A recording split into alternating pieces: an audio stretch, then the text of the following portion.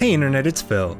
So, a few weeks ago I started a 3-part series on Final Fantasy 15. While writing the second episode about the supporting cast, I got kind of stuck. I knew exactly what I wanted to say, but I was having trouble getting it out correctly, and the dev team has been updating the game, potentially addressing some of the specific issues I was bringing up. So I put it to the side and worked on some other stuff that was coming to me easier. In the meantime, The Legend of Zelda Breath of the Wild came out, and one night while running around gathering the memories of Zelda that comprise one of the game's quests, I had an epiphany about her role in the game. Zelda's role in Breath of the Wild and the way that her character is developed is nearly identical to the role and narrative devices used for Lunafreya in Final Fantasy 15. Essentially, they're both heroines that are meant to have great importance to both the story and the main character, but who are not on the stage for most of the game, so their story is told mostly through flashbacks or separate scenes. I think there's a very similar intention there with the treatment of these characters. However, I think that in execution, Zelda's story in Breath of the Wild succeeds in some of the places where I feel Lunafreya's falls short, and I wanted to compare and contrast the two a little bit. Now, I like both Zelda and Luna. I don't think Luna's story failed completely or anything like that. Rather, I feel that she's a really cool character. She has a great base, but I think that the game doesn't build on it enough for her to reach her full potential. Zelda is also a character that the Zelda team has had decades of development to work on. Though she and her role vary from game to game, they've had a lot of chances to experiment with her and try out different things. Zelda's success in Breath of the Wild is partially built off a dozen other portrayals, so I think that's at least worth noting while we're comparing them. I think there are elements of Zelda's story and her portrayal that would have helped Luna's, and really that's the point of this video. It's not a competition, it's not about one game being better than the other. I love both, I have issues with both, and I think it's an interesting thing to look at. So first, let's make sure that we're all on the same page with some really general and very not comprehensive plot summaries. In Final Fantasy 15, you play as Noctis and his 3 Biffles on a road trip. You're on your way to see Lunafreya to get married to her, so she's a presence throughout the first half of the game but not actually active in the story. She's an oracle chosen by the gods to aid Noctis in defeating the Star Scourge. We get some flashbacks of her with Noctis and a scene or two of her in the present, and then she embarks on her own quest to awaken the gods so Noctis can use their power, a quest that we learn is going to kill her. She's always a little bit ahead of Noctis, so we don't really see her outside of a short scene or two. When we're finally in the same place as her, Noctis sees her for like a minute before the game's main villain Arden kills her, an act that informs a lot of Noctis' actions in the second half of the game. In Breath of the Wild, Link wakes up after being put to sleep for 100 years following a battle he lost against Ganon. His memory is gone. Through the game, we get flashbacks of his meeting Zelda, who at first doesn't really care for him at all, though he slowly earns her respect. She opens up to him and we find out that she's unable to access the power that she's been born with in order to fight Ganon. To combat that, she invests herself in recovering ancient Sheikah technology, though her father forbids it. She struggles with accessing her power and the weight of her duty until she sacrifices herself to keep Ganon's power in check.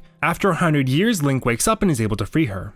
So what's interesting about these two stories, and another one of the reasons that they reminded me of each other, is that they both deal with very similar themes. The principal one here is responsibility. Both Luna and Zelda are born into a power that is meant to help save the world, both part of a noble lineage, and both given a companion that they are supposed to work with. However, here the characters both diverge quite a bit. Luna accepts her duty without question, always putting the state of the world and Noctis above her own needs. On the other hand, Zelda struggles with what's expected of her, unsure if she is capable of living up to her duty and unsure if it's actually what she wants. Both games explore similar themes when it comes to responsibility, with Link and Noctis serving as counterpoints to them who accept and reject their destiny and responsibility respectively. This difference in perspective informs how their stories play out, but ultimately the structure of their involvement in their respective narratives is pretty similar. As a character, Lunafreya is deeply compassionate and brave in a way that Noctis really struggles to be when it comes down to the obligations his powers give him. I think that the way she faces down Leviathan is one of the coolest scenes of the game, and I got real chills watching it. But Luna has essentially no character arc. She is exactly the same person at the beginning of the story as she is at the end. Now, of course, not every character in every story can have a fully formed character arc, but Luna is an important part of this story. She has a whole quest going on in the background, and she's one of the bigger characters behind the immediate main cast. Where I think Luna starts to fall flat is that the time we spend with her isn't always well invested. Luna's same few qualities are emphasized again and again and again, and we never really get any humanity from her. Here are the major qualities Luna exhibits in Final Fantasy 15's story: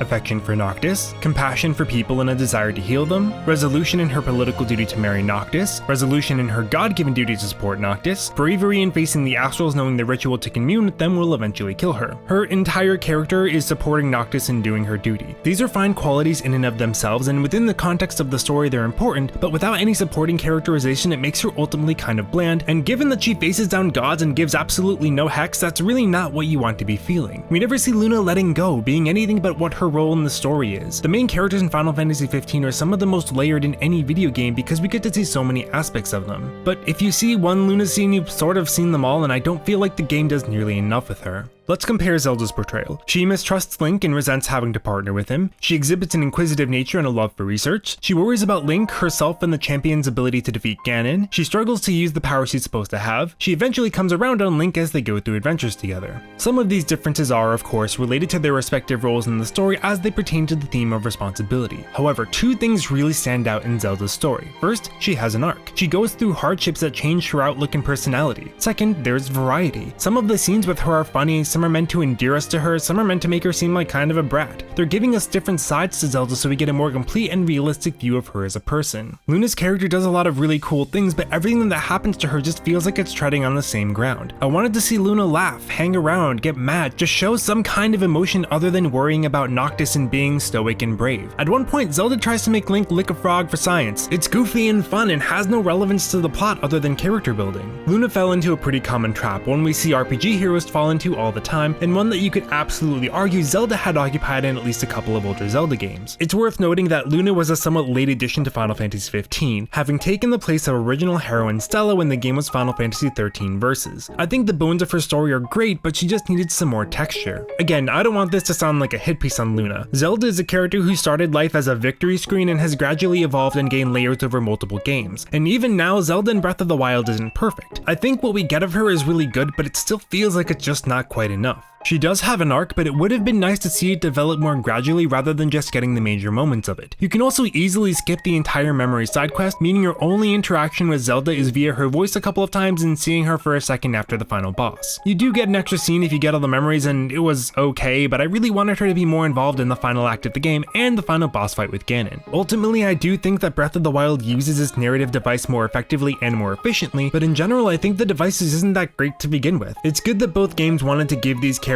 more screen time when they had reasons, whether apt or not, for not having them on stage more, but I think it's always going to be less effective than a character that's actually active in the story. With both Zelda and Luna, we have a very limited amount of time to make these characters come to life, about half an hour and 45 minutes respectively. The mistake Final Fantasy XV made was making every scene with Luna important to the plot in a way that we never got to see anything more than bullet points. Zelda fared a little better in this department, but in the end I feel a lot more connected to the Zeldas in Wind Waker or Skyward Sword because we went through more together rather than just seeing scenes play out from another time. They felt more connected to the actual narrative, whereas in Breath of the Wild she's just kind of backstory. Luna's death is a major turning point in the Final Fantasy XV story, but it's not nearly effective as it could have been because I don't think that there's enough to endear us to her as much as the game wants. We know it's sad because Noctis is sad, but all we have to go on is knowing that they've been friends for a long time. They don't interact at all through the game, and we get one really short scene of them as kids, so it's not a relationship we can really be that invested in. We hear about how great Luna is way more than we're shown it, and this bleeds a lot of the emotion from her end. For another good comparison, let's talk for a second about Aerith from Final Fantasy VII, whose death inevitably comes up when you talk about Luna's, whether or not that's fair. Aerith is a character that you spend a ton of time with. The game introduces her to you early, gives you plenty of one-on-one time with her, and in a very clever move, they make her an excellent healer, making the odds that the average player will keep her in the party much higher than it would be otherwise. By the time Aerith's story ends, she's been with you for a long time. You've not just seen her do things, but you've been through things together. But it's also important to remind you here that Aerith is exceptionally layered. I've mentioned this in other videos, but time and memory have painted Aerith as an angel in many people's eyes, but Aerith was spunky and lively and she threatened to mutilate a man's privates. If you want people to care about a character, you can't just give them some positive qualities and have the other characters talk about why they're so important. You have to give them layers, show different aspects to their personality, show off their good and bad traits. Building complex stories with lots of characters is really difficult. You only have so much time to spend on any particular person, and depending on the structure of your story, it can be even less. I think that with characters like Luna and Zelda, ultimately what we have is good, but it could have been improved, and I think there's some merit in comparing them. I really did love both these games, and I think each respective series and dev team will only improve as time goes on. So that's all for today. Thanks for watching this weird kind of out of nowhere comparison analysis video thing. I'd love to hear some of your thoughts, or if you have additional examples to share, so please hit up the comment section, throw a like on this video if you enjoyed it, subscribe if you want to see more, and I will see you soon.